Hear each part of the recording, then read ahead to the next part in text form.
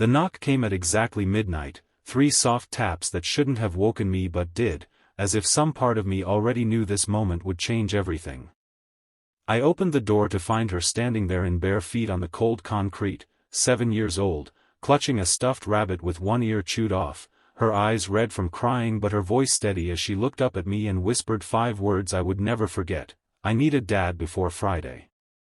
If this story moves something in you, if you believe that broken people can still show up for each other, that second chances are real and family isn't only about blood, please hit like, drop a comment, share this with someone who needs it, and subscribe to the channel, because stories like this deserve to be heard by more people, and yours could be the reason someone else finds hope tonight. My name is Daniel Reyes, and at 34 years old I had built a life that looked, from the outside, like a cautionary tale about ambition. I worked 60-hour weeks as a structural engineer, ate dinner alone more nights than not, and had let my marriage quietly dissolve 2 years earlier without ever really understanding why, other than the vague, gnawing sense that I had been present in body but absent in every way that mattered. My ex-wife had wanted children. I had wanted more time. Somewhere in that impasse, we lost each other, and I moved into a small rental house on Maple Terrace, the kind of street with peeling porches and wind chimes and neighbors who waved but never quite talked. I told myself I liked the quiet. I told myself a lot of things back then that weren't true. The little girl's name, I would learn that night, was Lily Bennett, and she lived 2 doors down with her mother, Sarah, in a house with a wheelchair ramp built crookedly along the front steps. I had seen them before, of course, in the way you see neighbors, as background figures in your own story. Sarah was maybe 30, thin in a way that looked more like exhaustion than genetics, and she moved with the careful economy of someone managing pain that never fully left her. I later learned she had multiple sclerosis, diagnosed 4 years earlier, and that some days her legs simply stopped listening to her, and some days her hands shook too badly to braid her daughter's hair. I had waved to her exactly 6 times in 8 months. I had never once asked her name.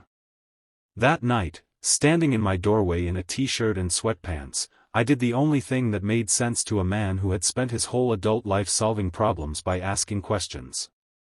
I knelt down to Lily's height, which is a small thing, but it was the first small thing I did right, and I asked her what she meant.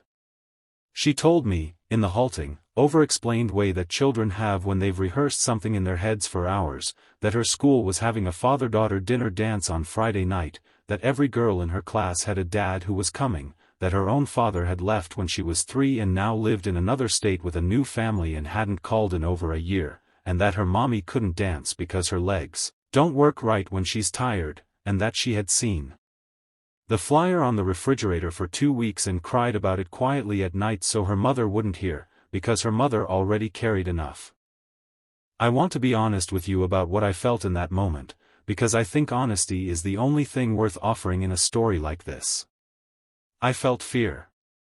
Not because a child was frightened at my door, but because some door inside me, one I had kept locked since my own childhood, cracked open. My own father had been a good man who worked in a steel mill and died of a heart attack when I was 9, and I remembered, with a clarity that ambushed me, standing in a church basement at a father-son scouting banquet the year after he died, watching every other boy walk in beside a man in a flannel shirt, while I sat next to my mother in her funeral black dress, the only woman at a table for fathers and sons, and feeling for the first time the particular loneliness of being the one thing missing from a picture everyone else got to complete. I had buried that memory for 25 years. Lily Bennett dug it up in under a minute. I asked her if her mother knew she was here. She shook her head, and her lower lip trembled, and she said, "Please don't tell her. She'll feel bad. She already feels bad about everything." That sentence, spoken by a 7-year-old at midnight on a stranger's porch, told me more about the quiet suffering happening 2 doors down than any conversation could have. I walked her home myself, of course, staying a respectful distance behind her as she padded up the crooked ramp, and I watched through the screen door as she slipped back into bed without waking her mother, and I stood on that sidewalk for a long time afterward, feeling the specific vertigo of a man who has just been handed a responsibility he never asked for and cannot, in good conscience, put down. The next morning, I did what any reasonable adult should do before making any decisions involving someone else's child. I knocked on Sarah Bennett's door in broad daylight, coffee in hand, and told her the truth. I watched her face move through embarrassment, then a kind of raw grief. She tried to blink away, then something that looked almost like anger, though I understood later it wasn't anger at me but at a world that kept finding new ways to remind her daughter of what they didn't have. She apologized 3 times for Lily bothering me. I told her Lily hadn't bothered me at all. Then I asked the question that had been sitting in my chest since midnight: would she let me be Lily's escort to the dance on Friday, not as a father, not as anything permanent or presumptuous, but simply as a friend from down the street who didn't want a little girl to sit at a table alone. Sarah cried in her doorway that morning, the kind of crying that comes from someone who has been strong for so long that kindness, when it finally arrives, feels almost unbearable. She told me later that what broke her wasn't the offer itself, but the fact that I had asked her first, that I hadn't simply swept in as a rescuer, that I had treated her, even in her illness and exhaustion, as the one person whose permission actually mattered. It was a small thing. It was everything. The days that followed were not simple, and I don't want to pretend they were, because a story without struggle isn't really a story at all. Lily was cautious with me at first, the particular caution of a child who has already learned that adults leave. She tested me in small ways, asking if I was really coming on Wednesday, then again on Thursday, as though she expected the answer to change. I understood, slowly, that trust for her was not a gift but a transaction she had been burned on before, and that I would have to earn it in installments, showing up not once but repeatedly, in the boring, unglamorous consistency that children actually notice, even when we think they don't. I took her to pick out a dress on Wednesday afternoon, a small errand that turned into something larger when she stood in front of a mirror in a pale yellow dress and asked me, very seriously, if I thought her father would recognize her if he saw a picture. I told her the truth, which was that I didn't know what kind of man could fail to recognize a girl as remarkable as her, and that his absence was a reflection of something broken in him, not something lacking in her. She didn't fully understand it then. I'm not sure I fully believed it myself, given how long I had spent avoiding my own grief instead of naming it. But I watched something settle in her shoulders when I said it, and I understood that children don't need perfect answers, only honest ones. Thursday night, Sarah's legs gave out while she was trying to braid Lily's hair for a dry run of Friday, and I found myself in her kitchen at her request, holding a hairbrush I did not know how to use, following video tutorials on my phone while Sarah sat in a chair directing me through gritted teeth, half laughing and half crying at the absurdity of a structural engineer fumbling through a fishtail braid. That night, something shifted between the 3 of us, quietly, the way foundations shift, imperceptibly at first and then all at once. We were not a family. But we were no longer strangers, either. We had become something in between, something without a name yet, built out of small acts repeated on purpose. Friday came, and I want you to picture it the way I remember it: a school gymnasium strung with paper streamers, folding tables covered in plastic cloths, a DJ playing songs slightly too loud for the room, and 40 little girls in their best dresses standing beside men in ill-fitting suits, all of them, for one night, allowed to feel like the most important person in someone's world.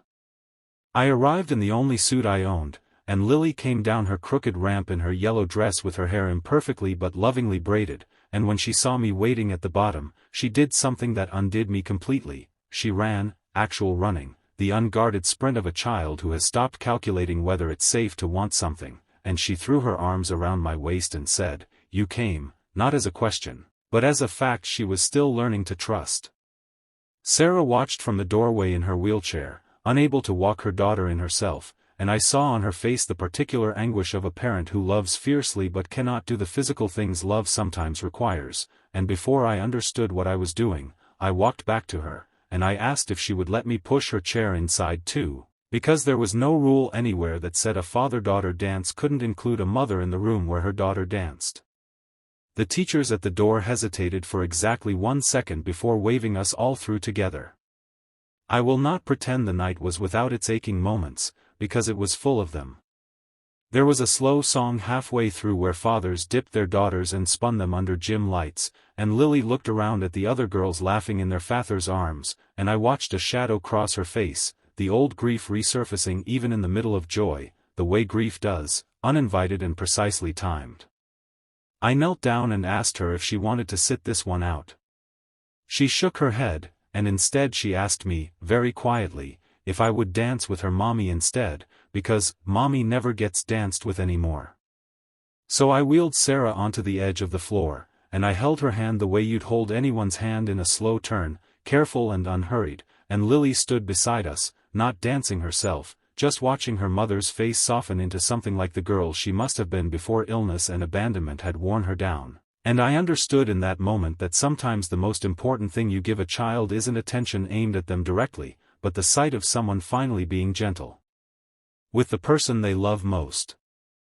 We stayed until the very end, past the last song, helping fold tables because Sarah insisted on being useful even from a wheelchair, and Lily fell asleep in my arms on the walk home, her yellow dress creased, her braid coming loose, her chewed-eared rabbit forgotten on the gymnasium floor until I remembered and ran back for it, because some things a story cannot let go missing.